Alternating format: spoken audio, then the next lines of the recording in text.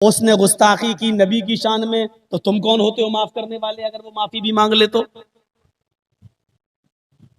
बात यह होनी चाहिए थी कि उसको कानूनी तौर पर सजा मिलनी चाहिए, केस होना चाहिए और अरेस्ट होना चाहिए, और भारत का जो कानून कहता है उसके मुताबिक उसको सजा मिलनी चाहिए। माफी मांगने का क्या? तो सबने बोला। उस वक्त इमाम बुखारी साहब भी थे, वो आज तो अहमद बुखारी साहब हैं, इनके वालिद साहब थे वो अब्दुल्ला बुखारी साहब, उनका भी था बयान। उन्होंने भी यही कहा था कि बहुत गलत बात हुई है, हमारे नबी की शान में गुस्ताखी हुई है, माफी मांगी जाए। लेकिन 17 साल की उम्र थी मेरी। कहते हैं कि ये उम्र बड़ी खतरनाक होती है। 17 का मतलब खतरा। अब हमारा जब नंबर आया तो हमको क्या मालूम था कि हालात इतने खराब हो जाएंगे मेरी तकरीर के बाद। मैंने कहा कोई माफी आफी नहीं। मैंने कहा कि बाल ठाकुरे ने जो ये बोला है कि मेरा नबी अय्याश था, मोहम्मद अय्याश था, मैं पूछना चाहता हूं हिंदू धर्म के ठेकेदार बाल ठाकुरे से, मैंने जी भी कुछ नहीं कहा। मैंने कहा होगा, अपने घर का नेता है तू, आसमान से तू उसी तरह पैदा हुआ जिस तरह हम अपनी मां के पेट से पैदा हुए हैं। बड़े कैसे हो गए? सब बराबर है, भारत का हर नागरिक बराबर दर्जा रखता है। तो मैंने कहा कि अगर 11 बीवी रखने वाला अय्याश हो गया तो मुझे ठाकुरे बताए महाभारत में लिखा है कृष्ण कन्हैया की 16,108 गोपियां थीं। कितनी थीं? 16,108। और कृष्ण जी उनके कपड़े उठाकर बरगद के पेड़ पे चढ़ जाते थे। जब वो नहाती थी किसी गंगा में तो कपड़े उतार के अंदर नहा रही हैं नदी में, कृष्ण जी ऐसे थे कि कपड़े उठा के चढ़ गए बरगद के पेड़ पे। अब तुम निकलो ऐसे ही बाहर। अब लड़कियां जब बाहर निकलती थी तो देखती थी कपड़े नहीं हैं। कृष्ण जी बांसुरी बजा रहे हैं पू करके वहां। अब लड़कियों की नजर पड़ती वहां तो कहती हैं ये तो कृष्ण जी हैं, कपड़े ये। बोले मेरे पास आओ और कपड़े ले जाओ, ये महाभारत में लिखा। मैं क्या करूं? अब मैंने ये बयान करना शुरू कर दिया और वहां देख रहा हूं एक एक करके पुलिस वाले आते चले जा रहे हैं। अब मैं समझा कि सिक्योरिटी के लिए आ रहे हैं, मुझे क्या मालूम था ये पकड़ने के लिए आ रहे हैं। 17 साल की उम्र, इतना समझदारी नहीं थी। मैंने कहा बताओ, कृष्ण जी कह रहे हैं कि इधर आओ।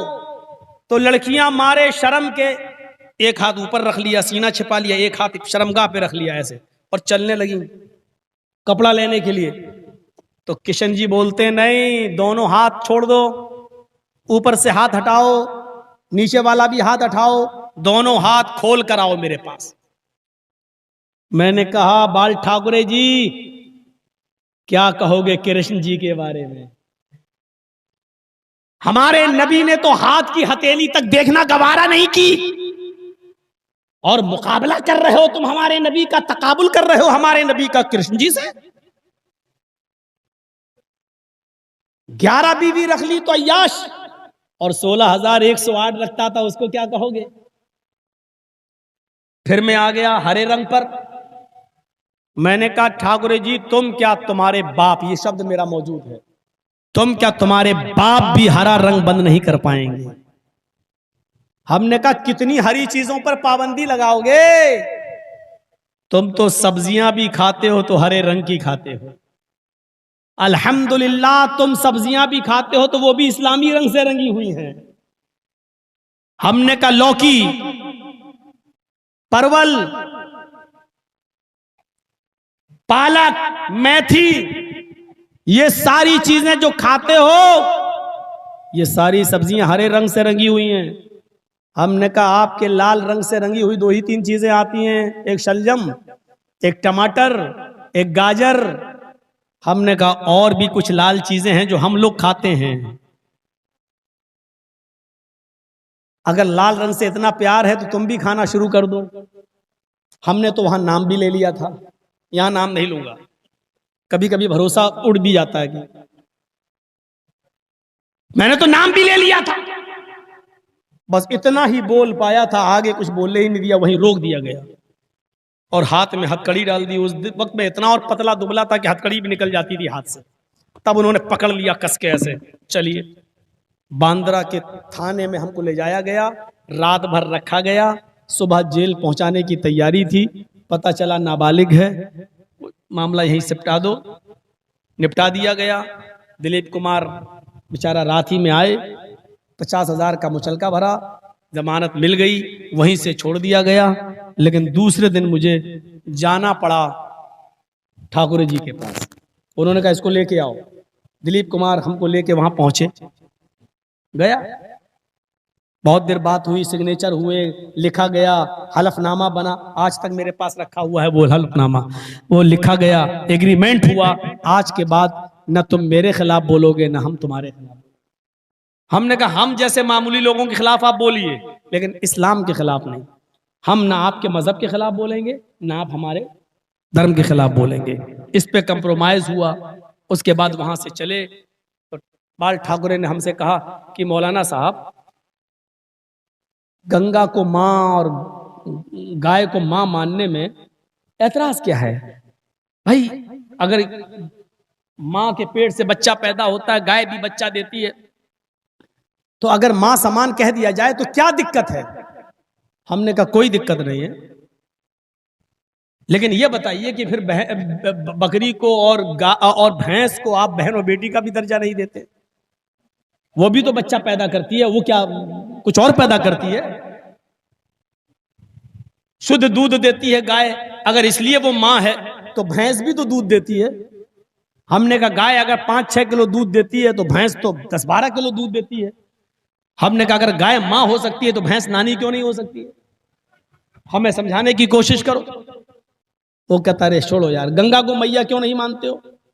हमने कहा गंगा को माँ इसलिए नहीं मानता हूं क्योंकि हमारा अकीदा है कि माँ अपने बच्चे से बहुत प्यार करती है, वो माँ ही नहीं जो अपने बच्चे को मार डाले। कहता ये तो बात सही है, तो क्या गंगा मार डालती है? हमने कहा हाँ, जो तैरना जानता वो तो बच गया, जो तैरना ना जानता वो ओम गणेशाय स्वाहा डूब के मर रहा है। सैलाब आ जाता है, कितनी गंगा पानी से जब भर जाती है तो गांव के गांव डुबो देती है और तबाह कर देती है, तमाम लोगों को बहा ले जाती है। वो माँ हो सकती है जो अपने बच्चों की जान ले ले? आप बताइए, इसको माँ कहोगे या डाइन? डाइन आइन मत बोलो, चुप रहो। ये आप नहीं बोलेंगे, ठीक है आप नहीं मानते मत मानिए, डाइन कहेंगे आप? मैंने कहा मैं आपसे पूछ रहा हूं कि जो अपने बच्चे की जान ले ले वो माँ है या डाइन? आप क्या कहेंगे? अच्छा ठीक है, चलिए कोई बात नहीं। छोड़ दिया, लाल बत्ती वाली गाड़ी पे बिठाया और हमको वहां से कुरला जाना था, उसने हमें कुरला तक छुड़वाया, इज्जत किया, ऐसी बात नहीं है। तो उस वक्त भी माहौल खराब करने की कोशिश की गई, माहौल आज भी खराब करने की कोशिश की जा रही है। लेकिन फ़इन्न मअल उसरि युसरा, हर परेशानी के बाद आसानी। जो दिन आज है वो कल नहीं रहेंगे, होता है ऐसा। और ये अजाब के छोटे छोटे झटके ये आते हैं और आएंगे। हो सकता है कि अल्लाह तबारक व तआला ही की तरफ से हो कि तुम एक हो जाओ, तुम एक जहती अपने अंदर, इत्तिफाक अपने अंदर पैदा कर लो, वरना तुम्हें इसी तरीके से काटा और मारा जाता रहेगा और तुम्हारी मस्जिदों को इसी तरीके से बर्बाद किया जाता रहेगा। तुम हमारे घर की भी हिफाजत नहीं कर सकते हो, इसलिए एक हो जाओ। हो सकता है ये अजाब के छोटे छोटे झटके हमको सबक सिखाने के लिए आ रहे हो, हमको रास्ते पे लाने के लिए आ रहे हो, इसलिए हमें और आपको तैयार हो जाना चाहिए। इत्तिफाक और इत्तेहाद का एक धागे में हमें और आपको शामिल हो जाना चाहिए। अब ये दौर गया, तेरे पीछे मेरी नमाज नहीं, मेरे पीछे तेरी नमाज नहीं, इसको भूल जाइए। चाय हटा दीजिए, पानी दीजिए, कड़ी चाय लग रहा, कड़वी चाय। हाँ, तो सुनिए मेरे प्यारे साथियों, इस्लाम वो मजहब है जो दूसरों से भी कह रहा आओ एक ऐसे कलमे की तरफ जो हमारे और तुम्हारे दरमियान बराबर है। इसी तरीके से जैसे इस्लाम सबके लिए है,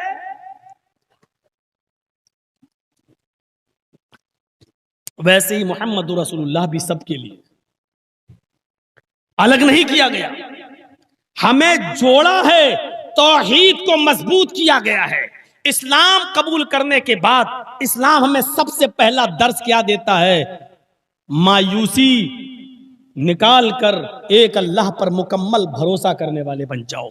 सारी दुनिया तुम्हारी मुखालिफत करे, सारी दुनिया तुम्हें मिटाना चाहे मिटाए, लेकिन जब तक अल्लाह तुम्हें मिटाना नहीं चाहेगा तुम्हें कोई ताकत मिटा नहीं सकती। इस्लाम हमें सबसे पहले ये भरोसा और एतमाद हमारे अंदर पैदा करता है। अल्लाह का कोई काम हिकमत से खाली नहीं है। अपनी अकल को मत दौड़ाओ, ऐसा क्यों हो गया, इसमें क्या रीजन है। जो कह दिया मोहम्मद रसूलुल्लाह और जो कह दिया इस्लाम ने, हमें मान लेना, चाहे हमारी अकल में आए चाहे हमारी अकल में ना आए। एक दहरिया लेटा हुआ था एक पेड़ के नीचे, वो पेड़ था आम का। दहरिया जानते हैं ना, दहरिया जो अल्लाह, नबी, कुरान, इस्लाम किसी को नहीं मानता, नास्तिक जो किसी को नहीं मानता, वो लेटा हुआ था एक आम के पेड़ के नीचे। उसकी नजर खेत पर पड़ी, वहां तरबूज लगा हुआ था। उसने कहा देखो अल्लाह कितना बड़ा बेवकूफ है, देख रहे हैं आप। उसने कहा कि अल्लाह कितना बड़ा पागल है, जो छोटा फल था उसको तो ऊपर लगा दिया, और जो इतना बड़ा तरबूज है, इतना बड़ा फल है, उसको जमीन पे लगा दिया। अब बताओ, इसकी चोरी तो आसानी से हो सकती है जो बड़ा फल है, और जो छोटे फल को जिसकी चोरी हो जाए कोई फर्क नहीं पड़ता, उसको ऊपर लगा दिया। कितना बड़ा बेवकूफ है, अल्लाह से बड़ा तो कोई पागल ही नहीं है। इसलिए मैं कहता हूं अल्लाह है ही नहीं, अल्लाह नाम की कोई चीज ही नहीं। अगर अल्लाह होता तो तरबूज को ऊपर लगाता और आम को नीचे लगाता। अभी वो ये कह ही रहा था कि इतने में हवा चली, हवा थोड़ी सी तेज हुई, आम का पेड़ आम से टकराता है और एक आम टूटकर उसकी नाक पर गिरता है, चोट लगी उसको। वो कहता अल्लाह है। अब यकीन आ गया, वाकई उसने बिल्कुल सही किया है। अगर इस पेड़ पर यह तरबूज लटका होता और वो टूट कर मेरी नाक पे गिरता तो मेरा चेहरा भी बदल जाता, दांत भी टूट जाते, नाक भी पिचक जाती और मेरा थूथड़ा बदल जाता। नहीं, अल्लाह है। उसी दिन उसको समझ में आ गया कि अल्लाह का हर काम हिकमत से भरा पड़ा है, और वो इस्लाम ले आया। उसने कुरान को पढ़ना शुरू कर दिया। एक दिन की जिंदगी और एक आम के गिर जाने से उसने अपनी जिंदगी बदलकर अल्लाह का इकरार कर लिया और कुरान पर चलने वाला बन गया। फिर वो कुरान का दाई बन गया।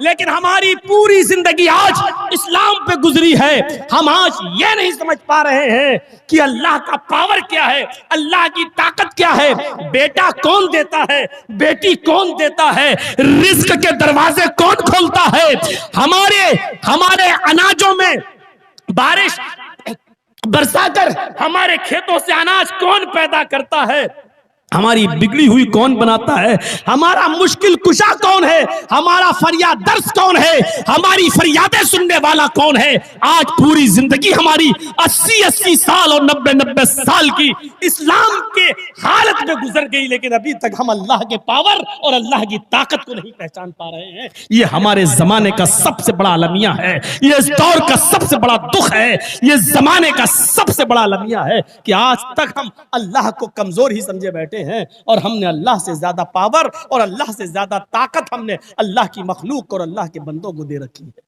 ये हमें समझने की जरूरत है। वो एक झटके में समझ गया।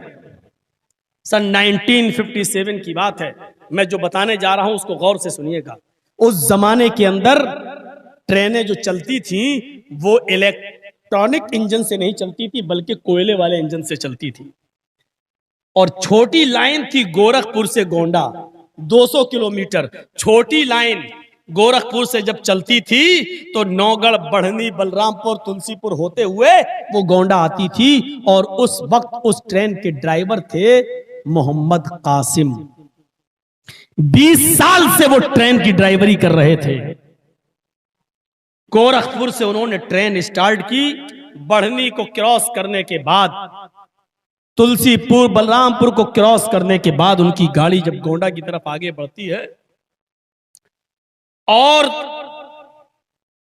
राप्ती नदी के ऊपर से गुजरती हुई पुल को क्रॉस करके जब आगे बढ़ी तो उन्होंने क्या देखा, 50 मीटर की दूरी पर एक लड़की खड़ी है और वो ट्रेन के सामने आकर रुक जाती है, बल्कि लेट जाती है, और वो इस ट्रेन से कटना चाह रही है।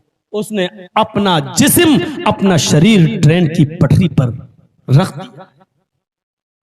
अब आप चाहे जितने ब्रेक लगाएं, लेकिन 50 ट्रेन के ब्रेक फौरन नहीं लगते हैं। ये साइकिल और बाइक की तरह नहीं कि यहां लगाओ और गाड़ी रुक जाए। ट्रेन के ब्रेक मेरे भाइयों 1-2 किलोमीटर पहले से लगाना पड़ते हैं और फिर धीरे धीरे जाकर रोका जाता है ट्रेन।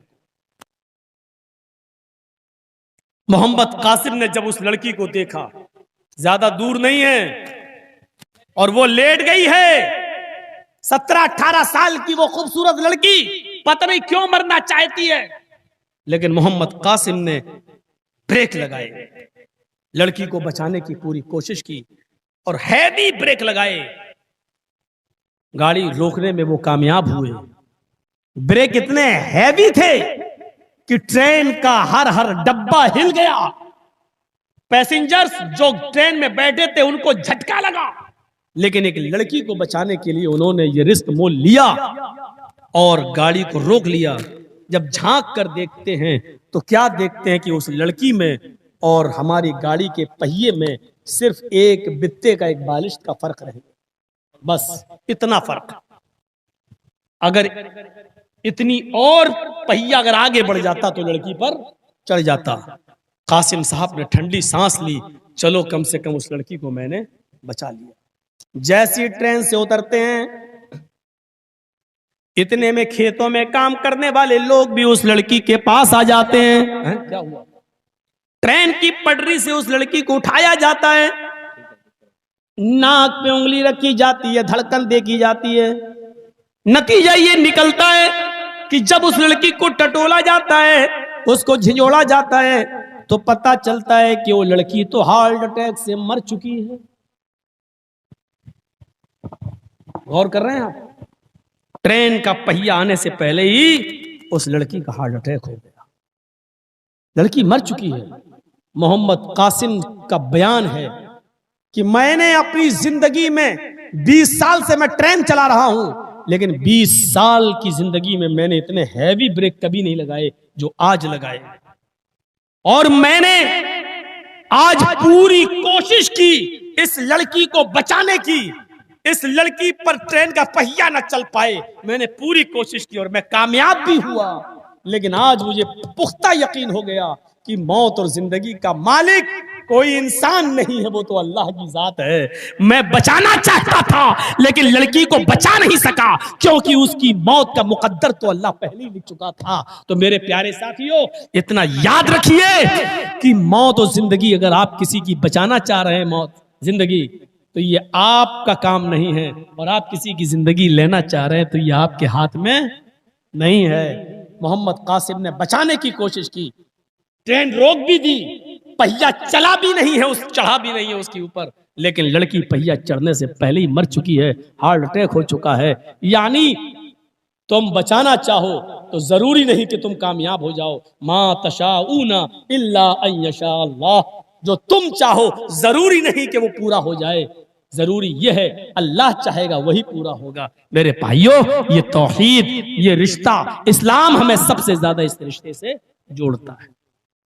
बैठिए, संजीदगी के साथ सुनिए, अभी कुछ और बातें आपके सामने आएंगी, सुनते जाइए। ये इस्लाम है जो सबसे ज्यादा आपको अल्लाह रब्बुल आलमीन से जोड़ता है, भरोसे को मजबूत करता है। आज हमारे खिलाफ जो षड्यंत्र रचे जा रहे हैं, हमें मारने की और प्लानिंग की जा रही है, फिर अल्लाह पर तवक्कुल करिए और भरोसा रखिए। इनके चाहने से कुछ नहीं होता है, इनके चाहने से कुछ नहीं होता है जब तक कि अल्लाह रब्बुल आलमीन न चाहे। इनके चाहने से कुछ नहीं होता है, बस हमें अपने आमाल की इस्लाह करने की जरूरत है। अपनी तौहीद को मजबूत रखिए और इस्लाम पर अमल करिए। इस्लाम सबका है, अमल करिए। जिस तरह इस्लाम सबका है, नबी भी सबके हैं। भागवत पुराण और कल की पुराण जो हिंदू धर्म के बहुत बड़े ग्रंथ माने जाते हैं और वेदों की तफसीर कहलाते हैं, इन पुराणों में बहुत से नबियों के आने का वर्णन मिलता है। तकरीबन 64,000 ऋषि और मुनि, 64,000 पैगंबर के आने का, लेकिन आखिरी नबी का नाम मोहम्मद बताया जाता है कि आखिर में जो नबी आएंगे उनका नाम मोहम्मद होगा। अज्ञान हेतु किरत मोह मदांधिकारम नाशम विधायम हि तदोदयत विवेका। मोहम्मद नाम के एक आदमी, मोहम्मद नाम का एक पुरुष जन्म लेगा। मोह अज्ञान हेतु किरत, जिहालत को खत्म करेगा। मोहम्मदांधिकारम, उसका नाम मोहम्मद होगा। अंधिकारम नाशम, उसके आने के बाद अंधेरा नाश हो जाएगा। मोहम्मदांधिकारम नाशम, उसके आने के बाद अंधेरा मिट जाएगा। यानी मोहम्मद सल्लल्लाहु अलैहि वसल्लम के आने से पहले बहुत अंधेरा होगा।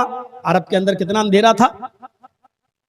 जुआ ऐसा खेला जाता था कि लोग जुए में रकम हार जाते थे तो अपनी बिल्डिंग, अपना मकान जुए में लगा दिया करते थे। और जब मकान और बिल्डिंग भी जुए में हार जाया करते थे तो अपनी बीवी जुए में लगा दिया करते थे। और बीवी भी जुए में हार जाया करते थे तो अपनी पत्नी अपनी अपनी अपनी बेटी, जवान बेटी जुए में लगा दिया करते थे।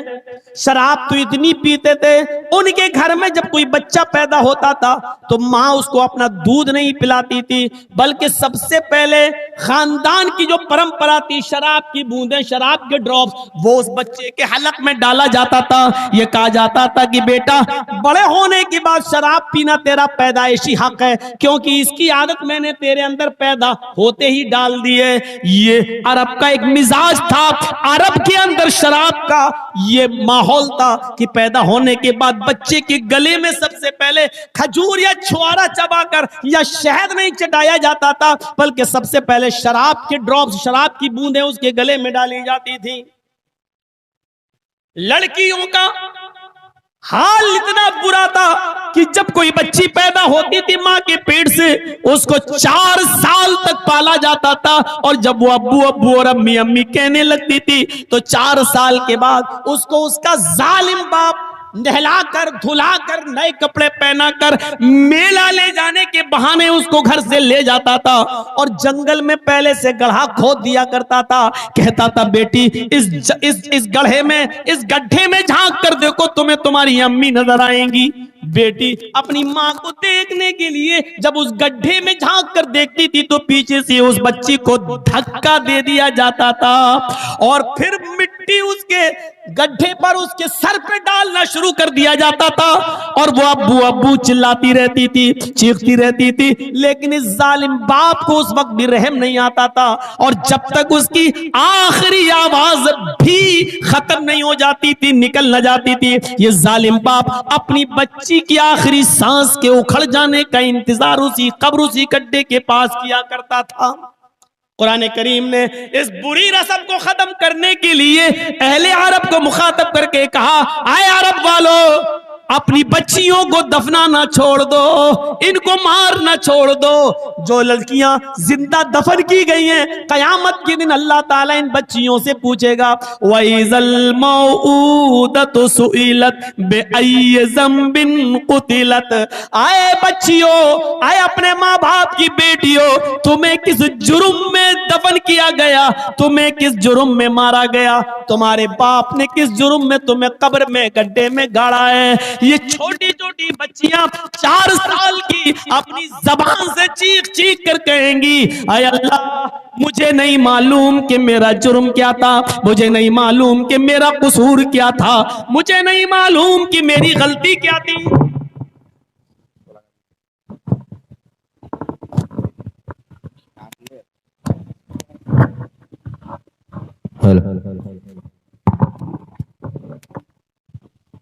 मुझे नहीं मालूम कि मेरी गलती क्या थी, बस शायद मेरी सबसे बड़ी गलती ये थी कि तूने मुझे इस घर में लड़की बनाकर पैदा किया था। आय अल्लाह, अगर मैं बेटी ना होती, अगर मैं लड़की ना होती तो मुझे दफन न किया जाता। मेरा कसूर ये था कि मैं एक लड़की बनकर इस घर में पैदा हुई।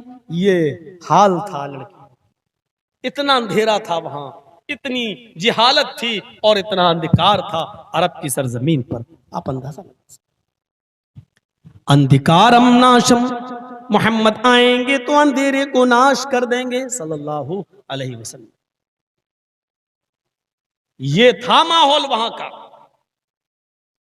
इसलिए मोहम्मद रसूलुल्लाह सल्लल्लाहु अलैहि वसल्लम की 8 खूबियां बताई गई हैं। जरा गौर से देखिएगा, 8 खूबियां। अश्वमा शुगमारूहा देवदत्त जगतपति आसिना साधुदमनम षटेश्वर्या गुणन्विता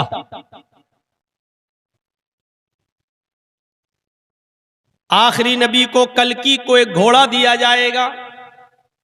देखिए पहली चीज क्या बताई, एक घोड़ा दिया जाएगा। ये 8 चीजें नहीं, अभी एक पहचान बताई। अश्वमा शुगमारूहा, कल्कि को एक घोड़ा दिया जाएगा। शुगमारूहा, बिजली से भी ज्यादा तेज स्पीड से, बिजली से भी ज्यादा तेज रफ्तार से उड़ेगा, यानी बुर्राक।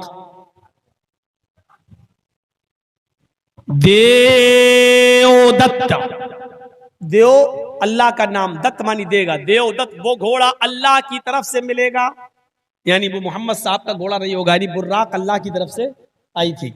जगतपति, और ये बुर्राक उसके लिए आएगी जो पूरे विश्व का रक्षक होगा। जगत मानी, जगत मानी दुनिया, जगत मानी विश्व, और पति मानी मुहाफिज, पति मानी रक्षक।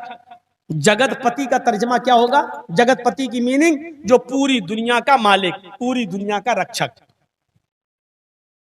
मोहम्मद रसूलुल्लाह पूरी दुनिया के लिए नबी बनकर आए, रहमतुल लिल आलमीन, पूरे विश्व के लिए रहमत। जगत पति, पति के माना दूल्हा नहीं होता है, ये दिमाग से निकाल दीजिएगा। हमारे यहां पति को, दूल्हा को बोलती हैं औरतें, वो एक अलग बात है, लेकिन पति की मीनिंग दूल्हा नहीं होता है। पति के माना होते हैं रक्षक। अगर पति के माना दूल्हा करने लगो तो कितनी खराबी पैदा होगी। राष्ट्रपति क्या मीनिंग करोगे?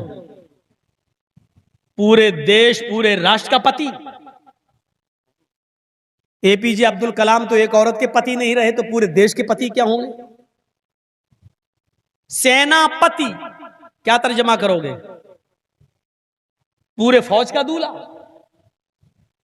जिसके पास कई लाख रुपए हो जाएं, कुछ करोड़ रुपए हो जाएं, तो क्या कहते हैं? लखपति, करोड़पति। तो लखपति का मतलब क्या है? 1 लाख औरतों का दूल्हा। और करोड़पति का तर्जुमा क्या करोगे? 1 करोड़ औरतों का दूल्हा। और आपके इलाके में तो माशाल्लाह पैसा बहुत है। 20 घंटे हो गए, 16 घंटे लोगों ने बताया बहुत पैसा है, मौला अल्लाह ताला ने बहुत दिया है इन लोगों। लेकिन उस पैसे के हिसाब से दिल कितना बड़ा है, इसको समझने के लिए मुझे 2-4 दिन रहना पड़ेगा आपकी बस्ती में। फौरन हम तहकीक, किसी ने कह दिया फौरन मान लो, ये मेरी आदत नहीं है। दिल भी होना चाहिए। पैसा अगर अल्लाह ने दिया है, ये वाकई बहुत बड़ी नियामत है। और एक मसला याद रखिएगा, पैसा कमाना कोई बुरी चीज नहीं है। वो मौलवी और होंगे कि दुनिया छोड़ दो, दुनिया से अलग हट जाओ, अरे दुनिया छोड़ो, ये दुनिया ने सबको बर्बाद किया। नहीं, किसने कहा कि दुनिया से कतई ताल्लुक हो जाओ? किसने कहा है कि दुनियादारी छोड़कर किसी जंगल में चले जाओ, अल्लाहू अल्लाहू अल्लाहू बैठ के रटने लगो और मोहल्ले वालों की रोटियों के टुकड़ों पे पलो? किसने कहा आपसे? नहीं।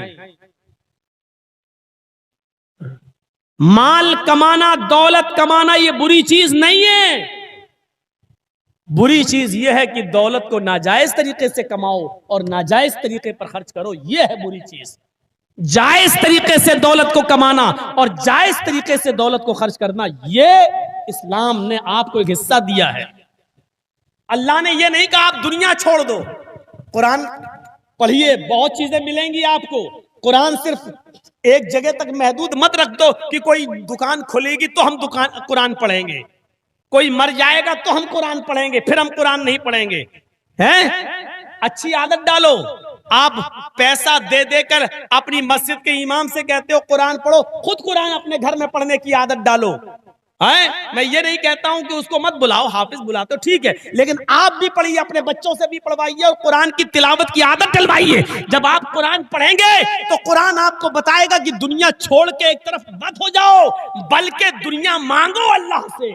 रब्बना आतिना फिद दुनिया हसनतन व फिल आखिरति हसनतन व क़िना अज़ाबन्नार।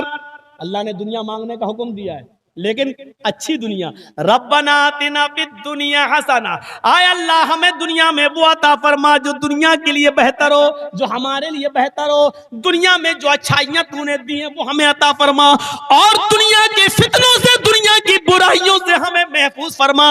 व फिल आखिरति हसना, और आखिरत में भी जो अच्छाइयां हैं वो हमें अता फरमा, यानी जन्नत। आखिरत में बुराइयां भी हैं, जहन्नम। इसलिए हमें आखिरत की भी अच्छाइयां अता फरमा। वक़िना अज़ाबन नार, और जहन्नम के अजाब से हमें बचा ले। दौलत कमाना कोई बुरी चीज नहीं है, लेकिन दौलत को नाजायज तरीके से कमाना और नाजायज तरीके पर खर्च करना, ये बुरी चीज है।